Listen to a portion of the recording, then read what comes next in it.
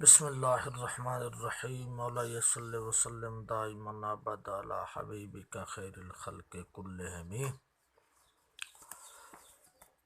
محرم شریف کے بارے میں اللہ تبارک و تعالیٰ نے قرآن میں بھی ارشاد فرمایا، بعض مفسرین نے فرمایا اس سے مراد 10 محرم شریف ہے، والفجر ولیال عشر، عشر سے مراد 10 محرم شریف۔ بہرحال اس کی بڑی فضیلت اور بڑا مقام، تو اس کے بارے میں عرض یہ ہے کہ جب پہلی بار حضرت جبرائیل علیہ السلام رسول اکرم صلی اللہ علیہ وسلم کی خدمت میں آئے تو وہ 10ویں محرم کا دن تھا۔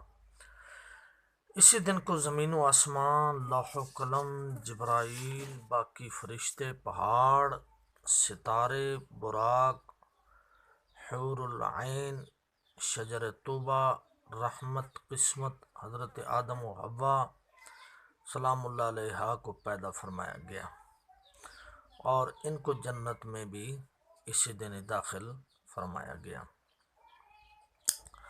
حضرت آدم علیہ السلام کی توبہ بھی اسی دن قبول ہوئی، اور حضرت ادریس علیہ السلام آسمان پر بھی اسی دن اٹھائے گئے۔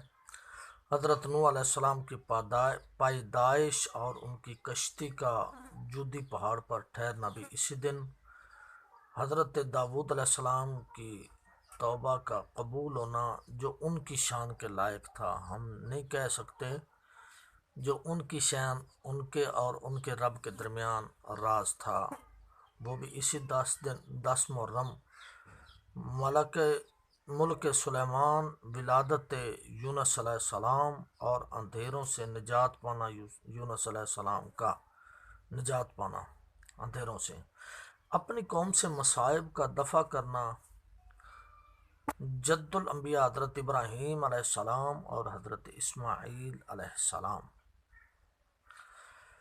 کے بدلے میں دمبا کی قربانی 10 تاریخ تھی۔ حضرت یوسف علیہ السلام کا حضرت یعقوب علیہ السلام کے پاس واپس آنا 10 تاریخ۔ بعض روایات کے مطابق حضرت یوسف علیہ السلام کا کنویں اور قید خانہ سے نکلنا اور حضرت زلیخا سے نکاح کرنا، یہ بھی 10 محرم کو۔ حضرت عیسیٰ علیہ السلام کی ولادت اور ان کا آسمان کی طرف اٹھایا جانا بھی 10ویں محرم شریف کو ہوا۔ حضرت خدیجۃ الکبریٰ مومنوں کی پہلی ماں، ان کا نکاح نبی پاک صلی اللہ علیہ وسلم سے بھی 10 محرم شریف کو بعض روایات کے مطابق۔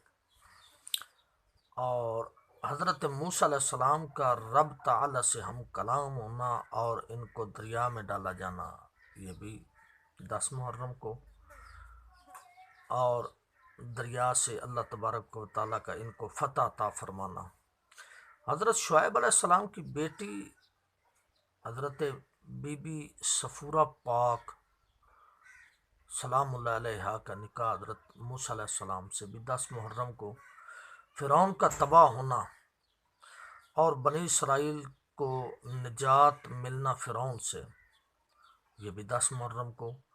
مصریوں کا جشن منانا، یہ تمام واقعات 10ویں محرم کو ہوئے۔ ان واقعات کو بعض مورخین نے بیان کیا ہے تو ان کی توجہ کرنی چاہیے۔ مصریوں کے ہاں کئی دانوں کو ملا کر پڑھنے کا رواج ہے۔ اس کی اصل یہ ہے، جب نوح علیہ السلام طوفان سے فارغ ہوئے تو ان کے پاس کچھ دانے باقی تھے، جو 7 طرح کے دانے تھے: باقلا، جو، گیہوں، پیاز، مسور، چنا اور چاول۔ ان سب کو ملا کر حضرت نوح علیہ السلام مکس کر کے پکایا تھا، تو وہ 10ویں محرم کا دن تھا جب ان تمام دانوں کو حضرت نوح علیہ السلام نے مکس کر کے فرمایا۔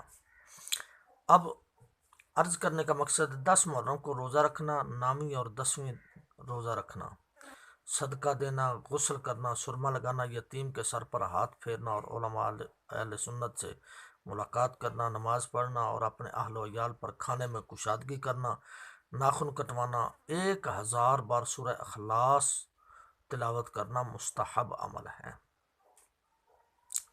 اب حضرت نوح علیہ السلام اور حضرت موسیٰ نے 10ویں محرم کا روزہ رکھا۔ علماء فرماتے ہیں اس دن کا روزہ زمین پر چلنے والے کیڑوں نے بھی رکھا تھا، اللہ اکبر۔ اسی حوالہ سے بیان کیا جاتا ہے نا کہ ایک قیدی عاشورہ کے دن کافروں سے بھاگا، کافر اس کی تلاش میں نکلے اور ان کو پکڑ لیا تو قیدی اور کافر درمیان رات داخل ہو گئی۔ جب بھاگے ہوئے شخص کو پتہ چلا کہ وہ تو گرفتار ہو گیا ہے تو اس قیدی نے آسمان کی طرف کر کے اللہم بحرمت ھذا اليوم المبارکہ یہ دعا مانگی، اللہ عز و جل نے اس مبارک دن کے وسیلہ سے، یا اللہ اس مبارک دن کے وسیلہ سے مجھے ان کافروں سے نجات عطا فرما۔ جب اس نے یہ دعا مانگی تو اللہ تبارک و تعالیٰ نے ان کافروں کو اندھا کر دیا اور وہ قیدی ان سے بچ نکلا۔ وہ شخص اس